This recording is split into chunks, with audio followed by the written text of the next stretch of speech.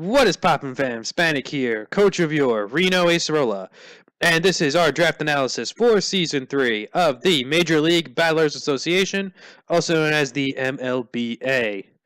This was a PPL-style draft, so it's a point system, with a lot of broken stuff unbanned, like Genesect was unbanned, both Greninjas are unbanned, Mega Metagross was unbanned, Darkrai was unbanned.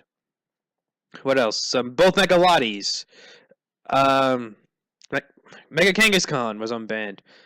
Just there was a lot of stuff unbanned that's not really seen in leagues. So I really found this interesting. It's like ICBA. ICBA also does that same mentality of allowing stuff that's not really, allowed in most balanced leagues.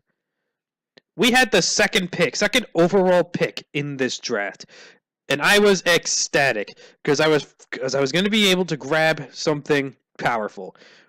Really powerful. And I've decided to go with an old friend. So returning to Reno for another season will be Matt the Mega Metagross. Yes, the MVP of ICBA Season 2 Reno Acerola. This Mon is broken. We have 80 HP, 145 attack, 150 defense, 105 special attack, 110 speed F, 110 speed.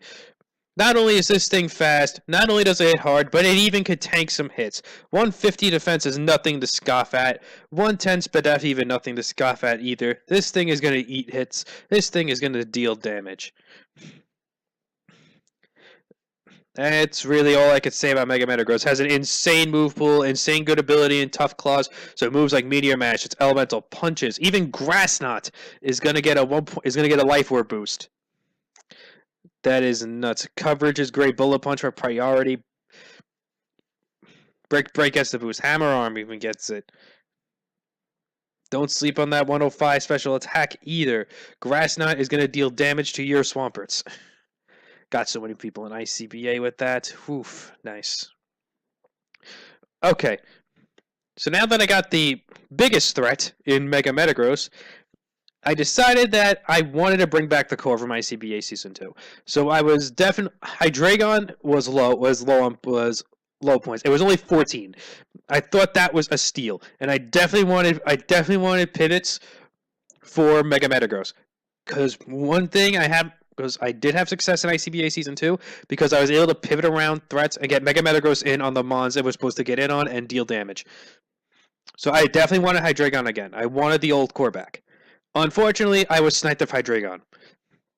So I had to go back to the drawing board to try to get a decent enough dragon. Mence was also gone. So I decided to go with another 14-point dragon, returning from ICBA Season 1.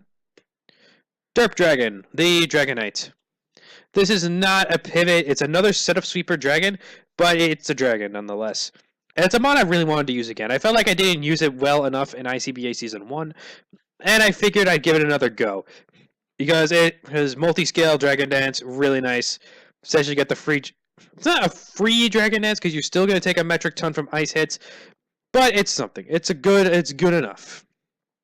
It allows you to get Dragon Dances up nicely. Gets E-Speed for priority, which is a really nice priority move. Decent enough move pool.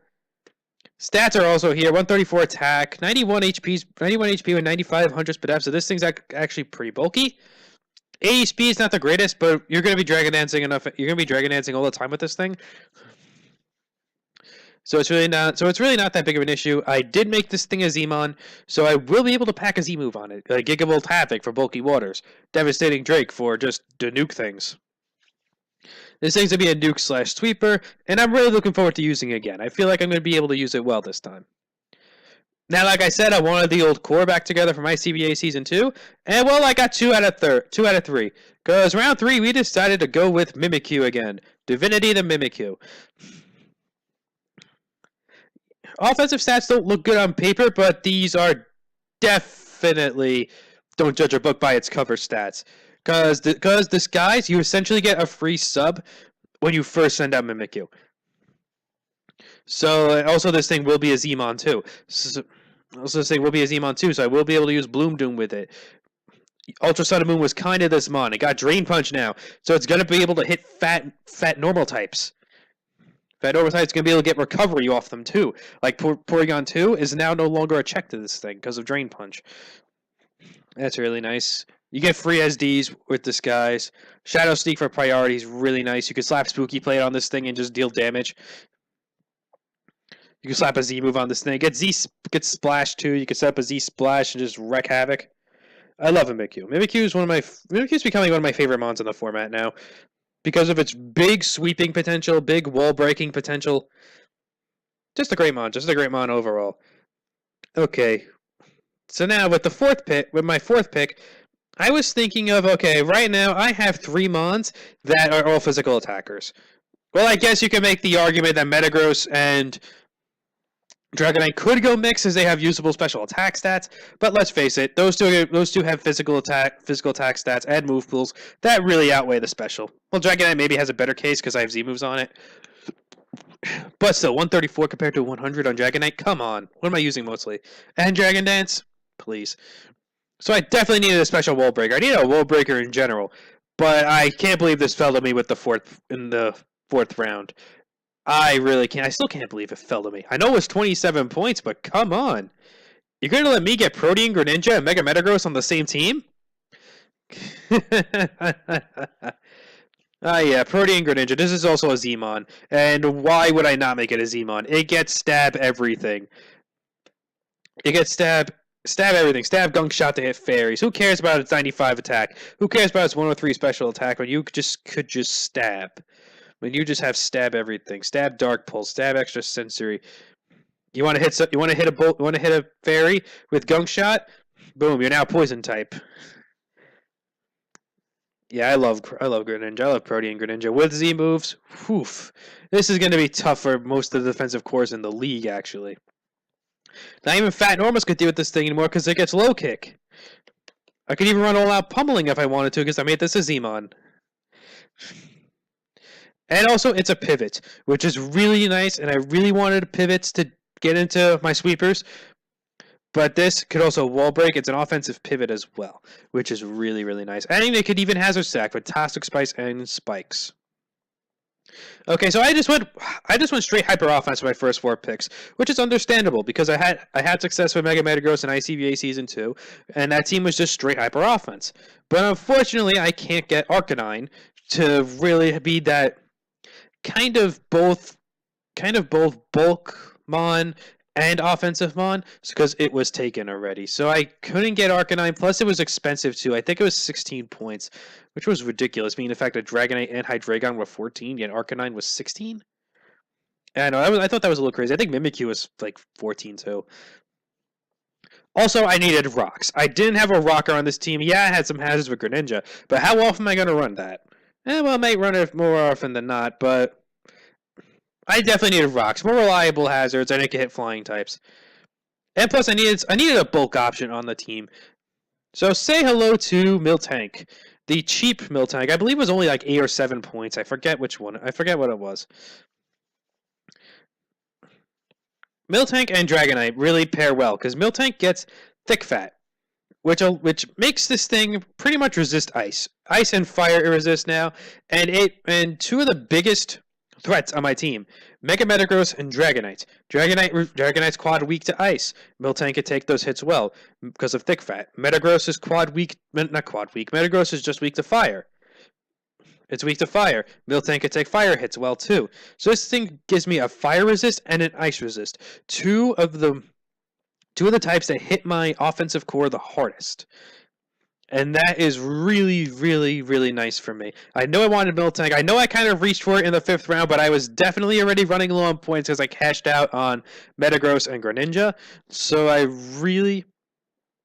knew I had to dive into the lower point mons now and decided to pick up Miltank. Joey the Miltank. This thing doesn't even have the bad of a move pool either with Elemental Punches and Earthquake. It gets also reliable recovery with Milk Drink and Rocks. Its stats are not the greatest, but 105 defense, 105-70 defensive and 95 HP is actually pretty nice. It eats hits. I know it doesn't look like it does with the 70 Spadef especially, but it does eat hits very well. I've used it before in leagues. See, that's essentially Miltank what I'm going to use it for. Also Heal Bell. I didn't even... oh, yeah, also Heal Bell, because this thing could even Cleric if it needs to. Alright, I knew I definitely wanted another pivot. Because, yeah, I knew I wanted another pivot, because I lost out on Hydreigon, and I needed a bulkier pivot. I was thinking about Rotom-Mow. I was thinking about Rotom-Mow and Rotom Heat, because they could both give me... They could both give me a fire type and a grass type, two types I don't have at the moment, and I could maybe try to work around, maybe try to get a fire, water, grass core going. But I decided to go with Rotom Frost actually, partially because I always wanted to use Rotom Frost. This is also going to be a Z-Mon, so I will be able to use Sub-Zero Slammer, so I don't have to worry about hitting Blizzard. It gives me another defogger too. I know all the Rotoms get defog now, so this gives me a hazard removal option, which I didn't have up to this point. Well, Dragonite gets defog, but how often am I going to run that? This is actually something I will run defog on. I will run screen. It does get screens too. That's something I can run, especially since I have two big sweepers in Dragonite and Mimikyu. But I knew I wanted Frost more than Heat and Mow because of really conserving points. Rotom Frost was only 4 points compared to Rotom Heat, which was 9. Rotom Mow was 10, I believe. So this was kind of a budget pick. Because I could have went with those two, but alas, they essentially do the same thing. They have very similar move pools. They have actually the same move pool. It's just that Rotom Frost gets Blizzard rather than Overheat or Leaf Storm. So I decided to go with the budget pick here. I don't know, I may regret that, but both Rotom Mow and Rotom Heat were taken later in the draft. So I can't even go back on that now. But whatever. It's fine. I always wanted to use Rotom Frost anyway. I feel like it's underrated, and it's definitely I feel like it's definitely a nice bargain pick because all the Rotom forms, they have the same stats. It's just the typing and the second stat move that's different. And that's kind of why I went with the budget pick in Rotom Frost. I could have went with Fan too, but I didn't want another ice weakness because my only resists at the moment were Greninja, which wasn't really resist. Greninja can't take hits, and there's also Rotom Frost gives me another ice resist, which is something nice too for a Dragonite. I know Metagross is an ice resist, but really the only ice resist that I want taking hits was Miltank. But now that I have Rotom Frost, it's another ice resist that could take hits. And the reason I went with this over Heat is because of points. It was only 4 points, so I figured I'd take that over Heat. Okay, now we move on to part 2 of the draft analysis. Yeah, I move on to part 2. And and on the note of hazard removal, I really needed it because at the moment my only hazard removal is Dragonite and Rotom Frost, both of which are weak to rocks. So I knew I needed another one. I knew I needed another remover not weak to rocks. I really don't care if this was a bit of a reach, but we decided to go with Fidget Spinda, the Claydol. It's supposed to be Spinner. I don't know why I put Spinda.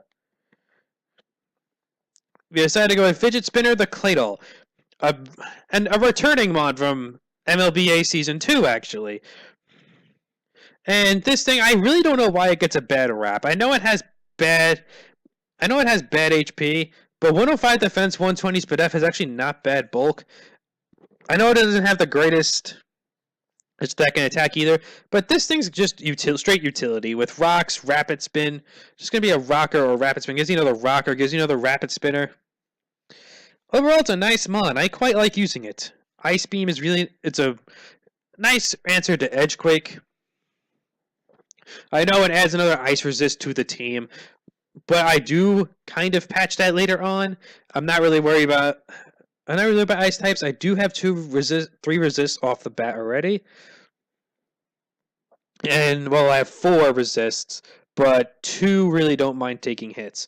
So I don't really worry about ice types that much because I do draft another resist later on in the draft, and here it comes now because what else is there to say about Claydol? It's just there for utility, and also it was pretty cheap too at 4 points. So now we're coming to the tail end of the draft. So I'm really just trying to patch up some cores here. Maybe try to patch up some cores here. I do have somewhat of a wall core, but I was really just going for more of a hyper offensive team. Hyper offensive team with some bulk. Claydol, I figure if I'm going this way with the team, I really only need like 2 or 3 bulk options. So that's why I only picked up Miltank, that's what, and I figured Miltank, Rotom Frost, Claydol will be enough for bulk because one has reliable recovery. Because I figured Miltank reliable recovery is pretty much enough, and Claydol does have good Spit F, and Rotom Frost just could go either way with the defenses. So I was going straight hyper offense. So I really didn't need to worry about bulk too much. So with my last picks, I just went straight offense. And I figured I realized I don't have a fire type. I don't have a fire type. I don't have a poison type. And my only fire resist at the moment is Metagross. So let's say hello to Salazzle. Poison Fire. So now I have something that quad resists Fairy. This is not a Z user. Because its move pool was really... I thought this thing was going to have a better move pool coming out of the game. But 111 special attack, it gives me a special Wall Breaker, which I kind of already have a Greninja, but it gives me another one, which I kind of need. Gives me speed too. 117 speed is pretty good. I've never used this thing before, and I really, really, really want to use it. Corrosion is actually low-key a good ability, because now I could poison steel types. And just... So now I could poison steel types, like a poison types. That's really clutch. Its move pool is not the greatest, though. Like, yeah, it gets moves like, I think it's Sludge Wave. Yeah, it gets Sludge Wave. Does it get Dark Pulse? It doesn't get Dark Pulse. I thought it did. No, it does get Knockoff, though, which actually could come in clutch. Dragon Pulse it gets, which I suppose could help with just neutral things. Like, really, it has an okay physical move pool, but its special move pool is really not there. It gets Nasty Pot, though,